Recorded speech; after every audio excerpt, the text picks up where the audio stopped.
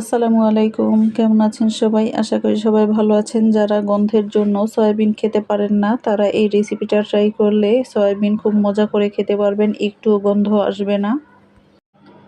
আমি যেভাবে সয়াবিনটা রান্না করেছি, যদি এইভাবে রান্না করেন তাহলে একটুও গন্ধ আসবে না আর খেতে অনেক বেশি মজা হয়। তো চলুন রেসিপিটা শুরু করি। চুলার প্যানে আমি পরিমাণ মতো পানি দিয়েছি, দিয়ে দেবো 4 থেকে 5টা ছোট ছোট করে টুকরো করে নেওয়া দারুচিনি, সামান্য কিছুটা জয়ত্রী আর 2টা সাদা এলাচ। এলাচটাকে আমি হাত দিয়ে সামান্য পরিমাণে ফাটিয়ে দিয়েছি। আর দিয়ে দেবো 1 টেবিল চামচ লেবুর রস, দিয়ে দেবো 1/4 চা চামচ আদা রসুন বাটা। এই পানিটার মধ্যে আমি সয়াটা সিদ্ধ করে নিব, এর জন্য আমি মশলাগুলো দিয়েছি। এবার গরম পানিতে আমি 1 প্যাকেট সয়াবিন দিয়ে দিব, আপনারা আপনাদের পরিমাণ মতো কম বেশি করে নিতে পারবেন। এবার সয়াবিনটাকে আমি 2 থেকে 3 মিনিটের মতো সিদ্ধ করে নিব। সয়াবিনগুলোতে খুব ভালোভাবে বলক চলে এসেছে। আমি 2 থেকে 3 মিনিটের মতো সিদ্ধ করে নিয়েছি। দেখুন ফুলে কতটা বড় হয়ে গেছে। সয়াবিনটাকে আমি তুলে নিব। অনেকেই আছে সয়াবিন খেতে চায় না, সয়াবিনের থেকে একটা গন্ধ আসে, এর জন্য সয়াবিনটা যদি এভাবে রান্না করা হয় একটুও গন্ধ আসবে না। আর আমি যেভাবে সয়া বড়িটা রান্না করছি, এভাবে রান্না করলে একটুও গন্ধ আসে না আর খেতে অনেক বেশি মজা হয়। সবগুলো সয়া বড়ি আমি তুলে নিচ্ছি। সয়াবিনগুলোকে আমি গরম পানিতে তুলে নর্মাল পানিতে ভিজিয়ে রেখেছি 2 থেকে 3 মিনিটের মতো। এবার হাত দিয়ে খুব ভালো করে সয়াবিনগুলোকে চিপে পানিটা বের করে নিতে হবে। সবগুলো সয়াবিনকে আমি চিপে খুব ভালো করে পানিটা বের করে নিয়েছি। এভাবে পানিটা বের করে নিলে সয়াবিনের গন্ধটা চলে যায়। এবারে সয়াবিনটাকে আমি খুব ভালো করে ভেজে নিব। প্যানে আমি দিয়ে দেব 3 টেবিল চামচের মতো সয়াবিন তেল। তেলটাকে খুব ভালো করে গরম করে নিতে হবে। তেলটা খুব ভালোভাবে গরম হয়ে গেছে। এবার এর মধ্যে দিয়ে দেব 1/2 চা চামচ হলুদের গুঁড়া, 1/2 চা চামচ ধনে গুঁড়া আর 1/2 চা চামচ গরম মশলা পাউডার। এর মধ্যে সয়াবিনগুলো দিয়ে দিব। সয়াবিনটা খুব ভালো করে তেলের মধ্যে নেড়ে চেড়ে ভেজে নিতে হবে। মশলাগুলো দেওয়াতে সয়াবিনের যে একটা গন্ধ থাকে, সেই গন্ধটা আর থাকবে না। দিয়ে দিব স্বাদ মতো লবণ। খুব বেশি সময় নিয়ে ভাজতে হবে না, 2 থেকে 3 মিনিটের মতো ভেজে নিব। এইভাবে সয়া বড়িটা যদি ভেজে নেওয়া হয় তাহলে রান্নার পরে আর কোনো প্রকার গন্ধ আসবে না। আমার সয়া বড়িটা ভেজে নেওয়া হয়ে গেছে। এবার আমি এগুলো তুলে নিব। একই প্যানে দিয়ে দেবো আমি 1/3 কাপ সয়াবিন তেল, দিয়ে দেব 3 টুকরো দারুচিনি, 2টা সাদা এলাচ আর সামান্য কিছুটা জয়ত্রী। এগুলো তেলের মধ্যে একটু ভেজে নিতে হবে। গরম মশলাটা তেলের মধ্যে ভেজে নিলে খুব সুন্দর একটা স্মেল যখন বের হবে, তখন দিয়ে দেবো এখানে 1 কাপ পেঁয়াজ কুচি। পেঁয়াজ কুচিটাকে আমি বাদামি করে ভেজে নিব। পেঁয়াজটাকে বাদামি করে ভেজে নিতে হবে। চুলার হিটটা হাইতে রেখে আমি পেঁয়াজটাকে বাদামি করে ভেজে নিয়েছি। এবারে এখান থেকে আমি কিছুটা পেঁয়াজ তুলে রাখবো। এই পেঁয়াজ বেরেস্তাটা আমি রান্নার শেষে ব্যবহার করব। এর মধ্যে দিয়ে দিব 1 টেবিল চামচ আদা রসুন বাটা।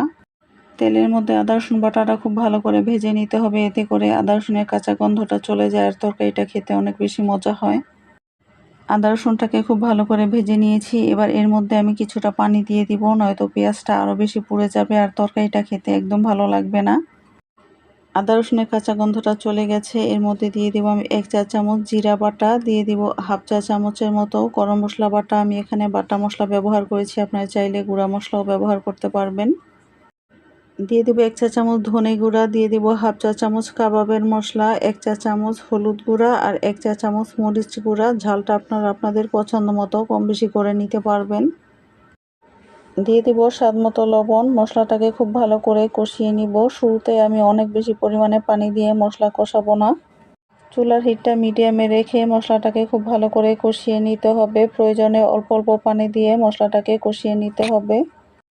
এবারে মশলাতে সামান্য পরিমাণে পানি দিয়ে আমি মশলাটাকে খুব ভালো করে কষিয়ে নিব। মশলাটাকে খুব ভালো করে কষিয়ে নিয়েছি। মশলার পানিটা কিন্তু শুকিয়ে একদম ভাজা ভাজা হয়ে গেছে। এর মধ্যে আমি আরও কিছুটা পানি দিয়ে আবারও সেমভাবে কষিয়ে নিব। ঠিক এইভাবে 3 বারের মতো আমি একটু একটু করে পানি দিব আর মশলাটাকে কষিয়ে একদম শুকিয়ে নিব। এইভাবে করলে তরকারিটা খেতে অনেক বেশি মজা হয়। 3 বার অল্প অল্প করে পানি দিয়ে আমি মশলাটাকে কষিয়ে নিয়েছি। এর মধ্যে দিয়ে দিয়েছি একটি তেজপাতা। তেজপাতাটা আমি ছিঁড়ে দিয়েছি। মশলাটা খুব ভালোভাবে কষিয়ে নিয়েছি। এর মধ্যে দিয়ে দিব সয়াবিনগুলো। সয়াবিনগুলো দিয়েও খুব ভালো করে নেড়ে চেড়ে মিশিয়ে কিছুক্ষণ কষিয়ে নিতে হবে। যে কোনো রান্নায় তরকারিটা যত ভালো করে কষানো যাবে, তরকারিটা খেতে তত বেশি মজা হবে।